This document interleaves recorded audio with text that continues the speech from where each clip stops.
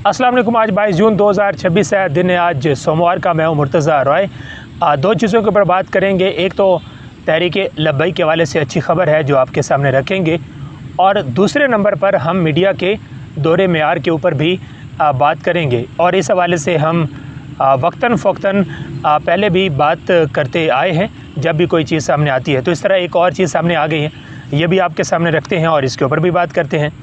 तहरीक लब्बैक या रसूलुल्लाह के ज़ेर एहतमाम 24 जून बरोज़ बुध को सालाना शहादत सैयदना इमाम हुसैन रज़ियल्लाहु अन्हु मरकज़ सिरात मुस्तकीम ताज बाग लाहौर में बादस नमाज मगरब होगी।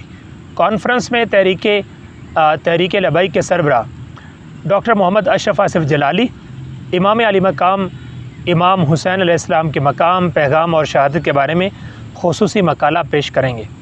कॉन्फ्रेंस की तैयारियों के सिलसिले में तहरीक लब्बैक के अमीर अल्लामा मोहम्मद फ़याज़ भट्टू जलाली की सदारत इजलास मुनक़िद हुआ, जिसमें मोहम्मद मज़हर इकबाल नूरानी जलाली, अल्लामा मोहम्मद हनीफ़ हनफ़ी जलाली, अल्लामा मोहम्मद अतीक रिज़वी, अल्लामा मोहम्मद कामरान जलाली, अल्लामा मोहम्मद कोई तहावी हैं, अल्लामा मोहम्मद कोई नसीम सियालवी हैं, ये सब इन्होंने शिरकत की है।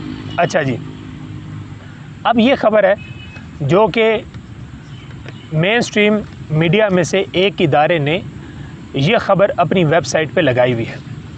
कहने का मकसद ये है, हम बार बार इस हवाले से बात करते आ रहे हैं कि आपको डॉक्टर अशरफ आसिफ जलाली की एक छोटी सी जो तहरीक है वो नज़र आ रही है। एक छोटी सी तहरीक है ना। तहरीक लब्बैक के मुकाबले में तो डॉक्टर अशरफ आसिफ जलाली साहब की जो तहरीक है वो तो उसके सामने कुछ भी नहीं है। मैं वोट बैंक के हिसाब से बात कर रहा हूँ। मैं उनके साथ जो लोग वाबस्ता हैं तहरीक लब्बैक के साथ, मैं उस हवाले से बात कर रहा हूँ। वैसे तो डॉक्टर अशरफ आसिफ जलाली साहब भी एक बड़ा इदारा चला रहे हैं, अच्छी बात है, लेकिन वो तहरीक लब्बैक के सामने वोट बैंक के हिसाब से, लोगों के हिसाब से, कारकुनान के हिसाब से और जो स्ट्रीट पावर है, मूवमेंट है, उसके हिसाब से, कुर्बानियों के हिसाब से वो तहरीक लब्बैक के सामने कुछ भी नहीं है। तो एक तरफ एक छोटी सी बिल्कुल पार्टी, एक छोटी सी तंजीम डॉक्टर अशरफ आसिफ जलाली साहब की, उसकी ख़बर रिपोर्ट हो जाती है। दूसरी तरफ इतनी बड़ी पार्टी जिसके सरबराह को 8.5 माह हो चुके हैं, वो लापता है, वो मंज़र आम से गायब है, वो कहाँ पर है, वो किसके पास है? इस हवाले से भी कुछ ना कुछ आप रिपोर्ट कीजिए। मैं पहले भी एक आपको मशवरा दे चुका हूँ, हमारे सारे के सारे जितने भी मेन स्ट्रीम मीडिया के जो हमारे कोलीग्स हैं और इसके अलावा जितने भी इदारे हैं, कि आप कम से कम रोज़ाना की बुनियाद पर ना सही, लेकिन हफ्ते बाद, 15 दिन के बाद कम से कम आप आवाज़ तो उठाएं किसी तरह कि आखिर वो कहाँ पर है। चलें, कोई छोटा मोटा, जिस तरह पाकिस्तान के अंदर मिसिंग पर्सनस के हवाले से काफ़ी सारा इशू हमारे सामने रहता है, अगर कोई उस तरह का हो तो चलो हम कहें कि ठीक है, एक आम इंसान था, इतना मशहूर भी नहीं था, किसी न किसी चक्कर में, किसी न किसी इल्ज़ाम में उसे उठा लिया गया होगा। लेकिन यहाँ तो एक पार्टी के सरबराह हैं, पाकिस्तान की, मुल्क भर की, वो दूसरे तीसरे नंबर की एक बड़ी सियासी जमात है, सियासी कुव्वत है, उनके हवाले से भी आप ख़बर रिपोर्ट करें। आप कम से कम ये तो रिपोर्ट किया करें कि जब अल्लामा साद हुसैन रिज़वी का बाजियाबी का केस सुना जाता है लाहौर हाई कोर्ट में, आप उस केस को ही रिपोर्ट कर दें। आप कम से कम इस चीज़ को ही रिपोर्ट कर दें कि आज तहरीक लब्बैक के कितने कारकुनों को इंसदाद दहशतगर्दी की अदालतों में पेश किया गया और कितने लोगों की ज़मानत हुई है। आप इस चीज़ को रिपोर्ट कर दें। दूसरी तरफ अगर कोई ज़मानत मुस्तरद हो जाए, रिजेक्ट हो जाए, उसको हमारा मीडिया रिपोर्ट कर देता है। ये किस तरह का मतलब मेयार हमने रखा हुआ है ख़बरों का, ख़बर देने का, इन्फॉर्मेशन देने का? ये किस तरह का मेयार है? कोई चीज़ समझ नहीं आती। तो इस हवाले से हमारे सब उन दोस्तों को जो किसी भी लेवल पर वो आवाम को इन्फॉर्म करते हैं या आवाम तक वो इन्फॉर्मेशन पहुंचाते हैं, ये उनका फ़र्ज़ बनता है कि वो एक न्यूट्रल इन्फॉर्मेशन पहुंचाएं और अपना फ़र्ज़ अदा करें। दूसरा जो मैंने आपसे कहा था कि एक अच्छी खबर है वो ये है कि जो तहरीक लब्बैक की वकला की टीम है उसने बड़ी मेहनत की है कल और आज। और इंसदाद दहशत गर्दी की अदालत से तो ज़मानतें पहले भी हो रही थी। लाहौर हाई कोर्ट से एक बड़ा फिगर सामने आया है। ये मैं आपको लाहौर हाई कोर्ट का ये कल का बता रहा हूँ। एक दिन में लाहौर हाई कोर्ट से तहरीक लब्बैक के वकला की टीम जो है वो 22 लोगों की ज़मानतें हासिल करने में कामयाब हुई है। ये मुकदमा नंबर है जी 902/2025 का मुकदमा है, थाना डचकोट फैसलाबाद का है। 22 लोगों की ज़मानतें हुई हैं। इसमें एक शहबाज वल्द इसाक हैं, इनका ताल्लुक़ है चक नंबर 275 रे बे से। ये फैसलाबाद और उसके आसपास जितने भी गांव हैं वहाँ पे इस तरह के नाम होते हैं देहातों के, रे बे, गाफ बे नंबर के साथ आगे लिखा होता। मोहम्मद आसिम वल्द मोहम्मद इलियास 275 रे बे। राना समरान वल्द मोहम्मद उमैर वल्द मोहम्मद खान, ये हैं जी 275 रे बे। गुलजेब वल्द अब्दुल गफूर, ये 84 जीम बे से हैं। मोहम्मद इशफाक वल्द अब्दुल रज़ाक, ये 84 जीम बे से हैं। दानिश अली वल्द मोहम्मद अशरफ, ये भी 84 जीम बे से हैं। मोहम्मद हारून वल्द लियाकत अली, ये 294 टोबा से हैं। हसनैन अलहक वल्द एहसान अली, ये 84 जीम बे से हैं। अमीनुद्दीन वल्द सादुल्ला, ये 275 रे बे से हैं। मकबूल अहमद वल्द मोहम्मद शफ़ीक, ये इलाही आबाद से हैं। कलीमुल्ला असद वल्द असदुल्ला, ये 73 जीम बे जपाल से हैं।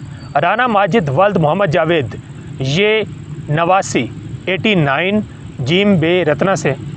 अल्ताफ़ हुसैन वल्द अब्दुल रशीद, ये बरकतपुरा से हैं। राना जुल्फ़कार वल्द मोहम्मद मुश्ताक, इनका ताल्लुक़ 275 रे बे से है। मोहम्मद नवाज़ वल्द ग़ुलाम मोहम्मद, इनका ताल्लुक़ 275 रे बे से है। मोहम्मद आदिल वल्द जुल्फ़कार अली ख़ान, इनका ताल्लुक़ 275 रे बे से है। मोहम्मद फ़ारूक आज़म वल्द मोहम्मद आज़म, इनका ताल्लुक़ 275 रे बे से है। एहसन इरशाद वल्द मोहम्मद इरशाद, इनका ताल्लुक़ 275 रे बे से है। शहबाज वल्द शाहजहान, इनका ताल्लुक़ 276 रे बे गोखवाल से।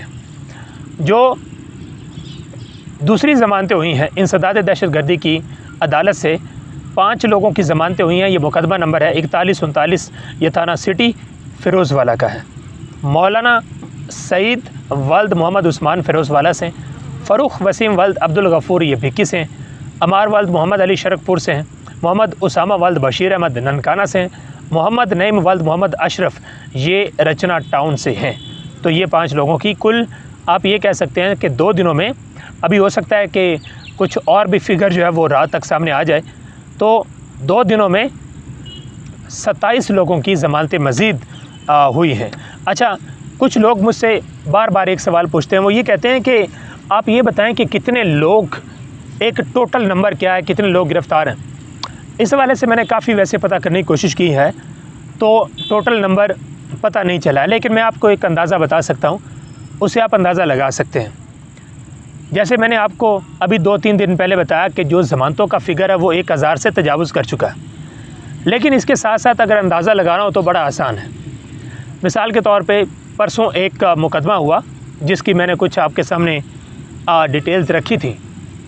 उस मुकदमे में कोई मेरे ख्याल है कि 53-54 या मेरे ख्याल 55 लोगों को उस मुकदमे में पेश किया गया था। 55 में से जो ज़मानत पर थे वो 2 लोग थे, बाकी जो 53 थे उनको जेल से वहाँ पे लाया गया था। और कई ऐसे मुकदमात के अंदर जो ज़मानत का तनासुब है वो इंतहाई कम है।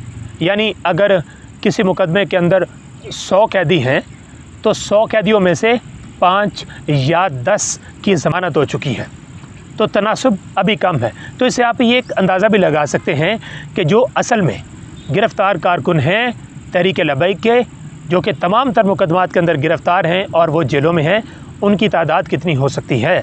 लेकिन हम पूरी कोशिश साथ साथ करेंगे कि जो एक बड़ा फ़िगर है कि कितने कारकुनान वो कैद हैं, इस हवाले से हमें कोई अगर फ़िगर मिल जाए तो वो भी हम आपके सामने ज़रूर रखेंगे। उम्मीद है कि आपको ये वीडियो पसंद आई। अगली वीडियो में मिलते हैं, तब तक इजाज़त दीजिए। अल्लाह हाफ़िज़। अपना बहुत सारा ख्याल रखिएगा। मैं वैसे आजकल बजट से थोड़ा सा फ्री हो गया हूँ, काफ़ी सारी जो कमेटी चल रही थी, अब उन्होंने अपना सारा का सारा जो काम है वो वाइंड अप कर दिया। तो मैं कोशिश करूँगा कि जैसे मुझे कोई ख़बर मिला करेगी मैं आपके सामने रखा करूँगा। एक दफ़ा मैंने आपसे कहा था कि रोज़ाना की बुनियाद पे ज़्यादा एक्टिविटीज़ नहीं होती, कोई बड़ी ख़बर नहीं होती, तो इसलिए मैं आपके सामने नहीं रख पाता। लेकिन मैं अब मज़ीद कुछ और भी साथ में वीडियोस आहिस्ता आहिस्ता ऐड करता जाऊंगा, कुछ और भी कंटेंट साथ में ऐड करता रहूँगा और रोज़ाना की बुनियाद पे आपके साथ कोई ना कोई चीज़ मैं शेयर करता रहूँगा। उम्मीद है आपको ये वीडियो पसंद आई। अगली वीडियो में मिलते हैं, तब तक इजाज़त दीजिए। अल्लाह हाफ़िज़।